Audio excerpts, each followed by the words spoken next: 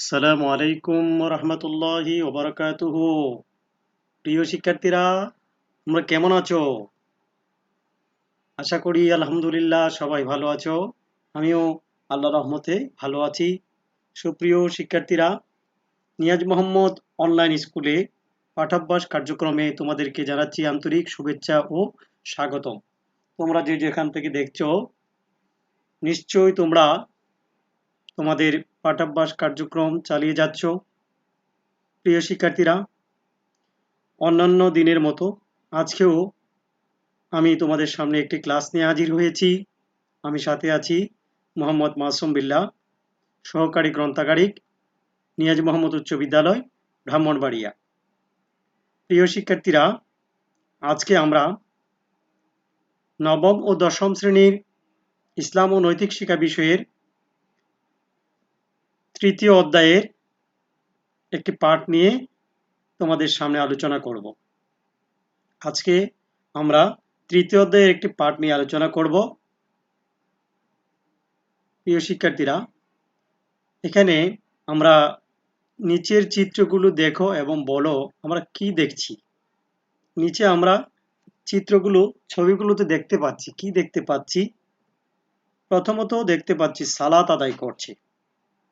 দ্বিতীয়ত চিত্রে আমরা দেখতে পাচ্ছি সাওম পালন করছে। এসো আমরা আরেকটু যাই, এই চিত্রগুলো একটু লক্ষ্য করি।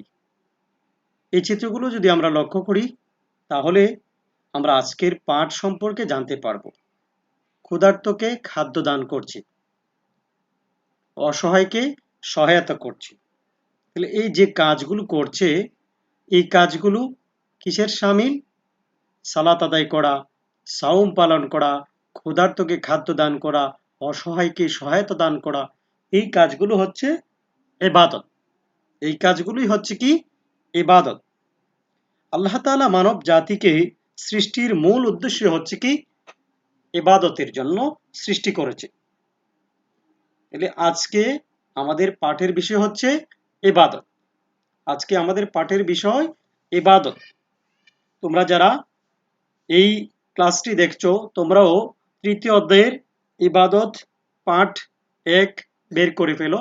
তাহলেই তোমাদের পাঠাভ্যাস কার্যক্রমটি আরো সহজ হবে, বুঝতে তোমাদের আরো সহজ হবে।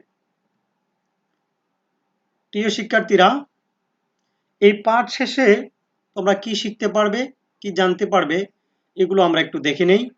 এই পাঠ শেষে আমরা কি কি জানতে পারবো? 1 নাম্বার, এই পাঠ শেষে ইবাদতের সংজ্ঞা বলতে পারবে, ইবাদতের উদ্দেশ্য লিখতে পারবে, ইবাদতের প্রকারভেদগুলো ব্যাখ্যা করতে পারবে।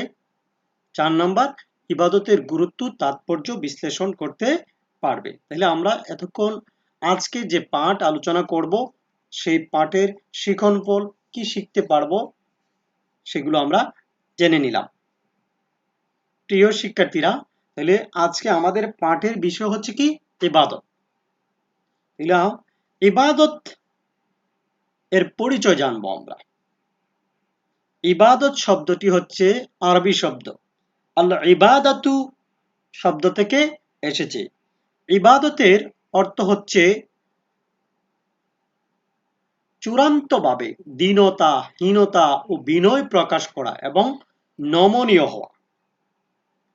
চূড়ান্তভাবে দীনতা, হীনতা ও বিনয় প্রকাশ করা এবং নমনীয় হওয়া।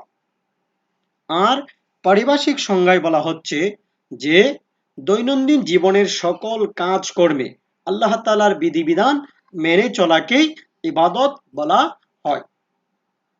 অর্থাৎ আমরা এখানে একটা চিত্র দেখতে পাচ্ছি, যেখানে চূড়ান্তভাবে দীনতা, হীনতা এবং বিনয় প্রকাশ করা, আল্লাহর প্রতি, আল্লাহর সন্তুষ্টির জন্য বিনয় প্রকাশ করা, সেটাই হচ্ছে কি? ইবাদত।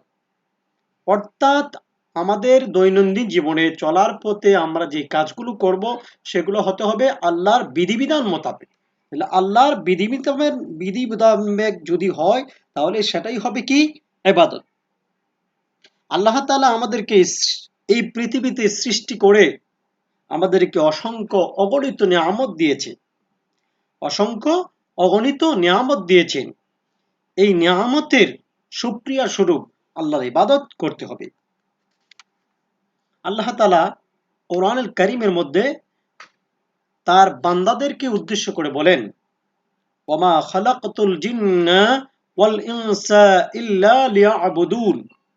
কোরআনুল কারীমে আল্লাহ পাক বলেছেন সূরা আয-যারিয়াতে ৫৬ নম্বর আয়াতে আল্লাহ পাক বলেন, ওয়ামা খালাকতুল জিন্না ওয়াল ইনসা ইল্লা লিয়াবুদুন। আমি জিন এবং মানব জাতিকে আমার ইবাদতের জন্য সৃষ্টি করেছি। আল্লাহ বলতেছেন যে জিন এবং মানব জাতিকে আল্লাহ তাআলা তার ইবাদতের জন্য সৃষ্টি করেছে। তাহলে আমরা পৃথিবীতে যত ইবাদত করি না কেন, সকল ইবাদতের মূল উদ্দেশ্য হলো আল্লাহর সন্তুষ্টি অর্জন করা। আল্লাহর সন্তুষ্টি অর্জন করা। যদি আমি ইবাদতটা আল্লাহর সন্তুষ্টির জন্য না করি, তাহলে সেই ইবাদত আল্লাহর দরবারে গ্রহণযোগ্য হবে না।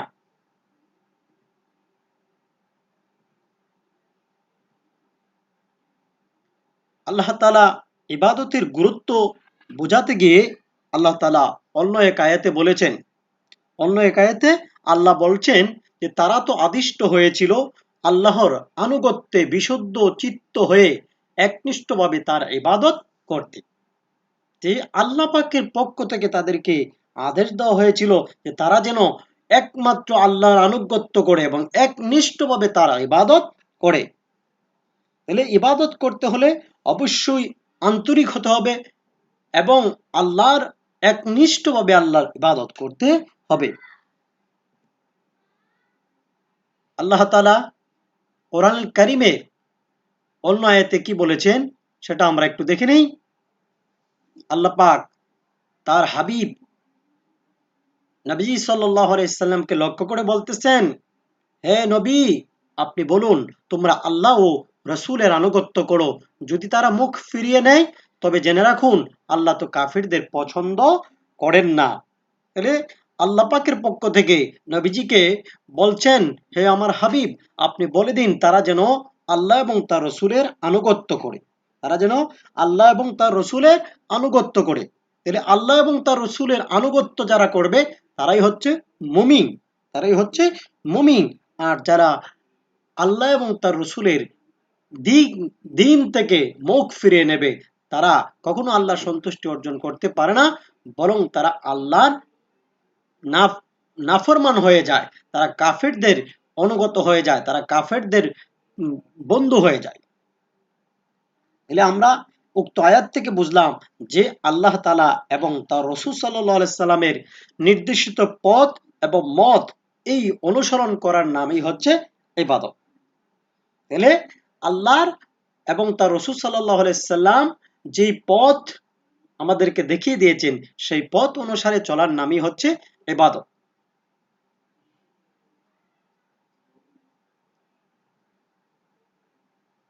ইবাদতের গুরুত্ব ও তাৎপর্য আমরা জানব।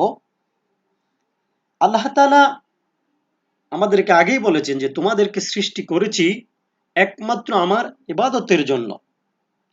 সেই ব্যক্তি আল্লাহর ইবাদত করবে। মানব জাতিকে, মানুষকে আল্লাহ পাক বিবেক সম্পন্ন করে সৃষ্টি করেছেন, বিবেক বুদ্ধি দিয়ে তাকে এই পৃথিবীতে প্রেরণ করেছেন।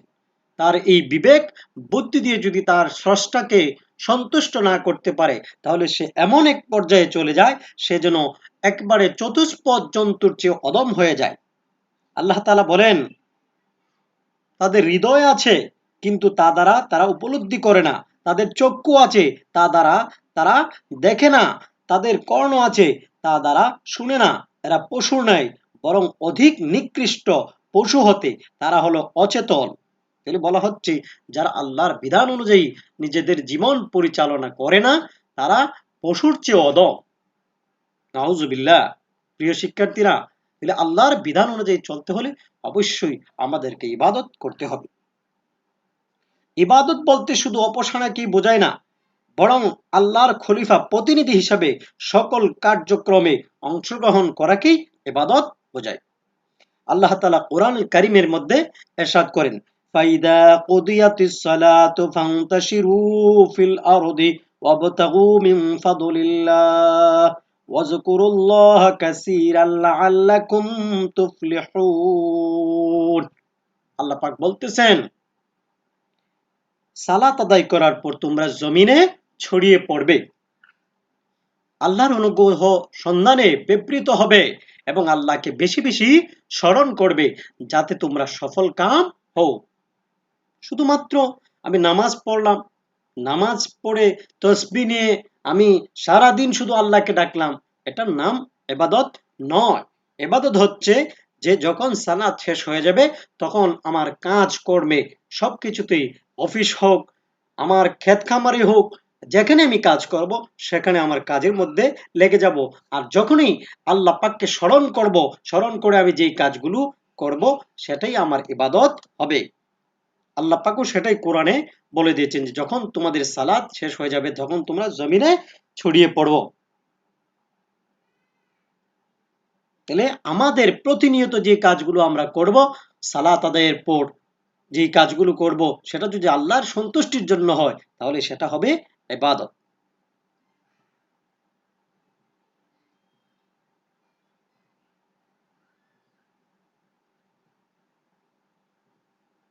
আমরা এখানে দেখতে পাচ্ছি যে কোরআন পড়ছেন, সালাত আদায় করছেন। তাহলে এখানে বলা হচ্ছে যে হাক্কুল্লাহ, আল্লাহর হক, হাক্কুল্লাহ, আল্লাহর হক।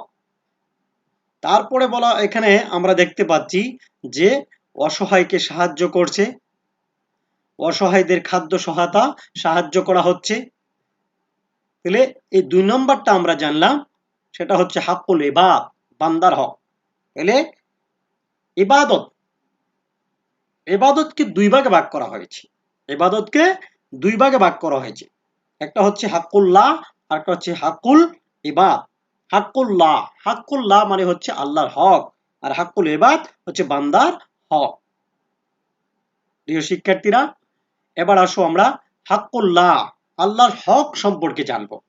হাক্কুল্লাহ আমরা আগেই জেনেছি যে হাক্কুল্লাহ মানে হচ্ছে আল্লাহর হক, অর্থাৎ আল্লাহ পাকের সাথে সম্পৃক্ত যে অধিকার সেটাকে বলা হচ্ছে হাক্কুল্লাহ, আল্লাহর হক। তাহলে হাক্কুল্লাহর মধ্যে কি আছে? দৈনিক 5 ওয়াক্ত ফরজ সালাত সহ অন্যান্য সালাত আদায় করা, মানে দৈনন্দিন জীবনে আমরা যে সালাত আদায় করি সেটাও হাক্কুল্লাহ, আল্লাহর হক। হাক্কুল্লাহর মধ্যে আর কি আছে?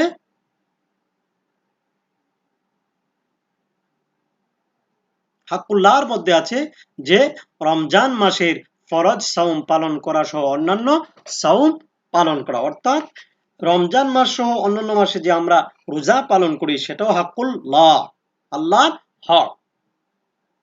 হাক্কুল্লাহ, হাক্কুল্লাহর মধ্যে আর কি আছে?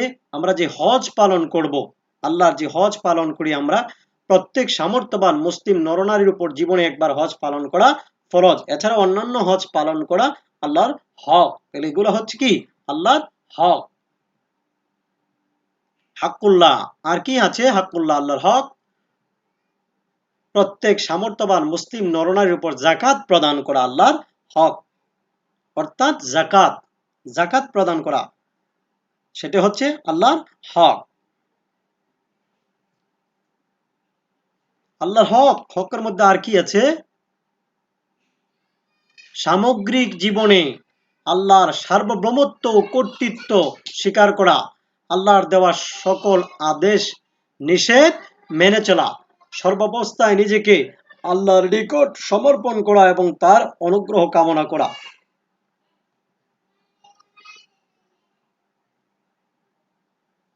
এতক্ষণ আমরা হাক্কুল্লাহ সম্পর্কে, আল্লাহর হক সম্পর্কে আলোচনা করছিলাম। এবার আসো হাক্কুল ইবাদ, বান্দার হক। হাক্কুল ইবাদ বান্দার হক, অর্থাৎ বান্দার সাথে সংশ্লিষ্ট যে হক সেটাকে বলা হচ্ছে হাক্কুল ইবাদ। মানুষ একাকী বাস করতে পারে না, এজন্য তাকে সমাজবদ্ধ হয়ে বাস করতে হয়। এখন সমাজবদ্ধ হয়ে বাস করতে হলে তাকে মা বাবা ভাই বোন আত্মীয় স্বজন পাড়া প্রতিবেশী সবার সাথে মিলেমিশে চলতে হয়। রাসূল সাল্লাল্লাহু আলাইহি সাল্লাম বলেছেন, নিশ্চয়ই তোমার উপর তোমার প্রতিপালকের তোমার শরীরের তোমার স্ত্রী ও সন্তান সন্ততির হক রয়েছে। তাহলে বলা হচ্ছে যে তোমার প্রতিপালকের, তোমার শরীরের, তোমার স্ত্রী ও তোমার সন্তান সন্ততির কি রয়েছে? অধিকার রয়েছে। তাহলে এই অধিকারগুলি হচ্ছে যে বান্দার প্রতি বান্দার যে অধিকার, দায়িত্ব, পিতা হিসেবে তার সন্তানের প্রতি যে কর্তব্য, সন্তান হিসেবে তার পিতার প্রতি কর্তব্য, এবং স্ত্রী হিসেবে স্বামীর যে কর্তব্য, স্বামীর কর্তব্য স্ত্রীর প্রতি, এইগুলো হচ্ছে বান্দার হক। অর্থাৎ এক মানুষের প্রতি আরেক মানুষের যে দায়িত্ব কর্তব্য রয়েছে সেটি হচ্ছে বান্দার হক, অর্থাৎ হাকুল ইবাদ। হাকুল ইবাদ বান্দার হক। রাসূল সাল্লাল্লাহু আলাইহি ওয়াসাল্লাম বলেছেন যে এক মুসলিমের উপর অপর মুসলিমের 6টি অধিকার রয়েছে। যে এক মুসলমানের উপর অপর মুসলমানের 6টা অধিকার, হক রয়েছে।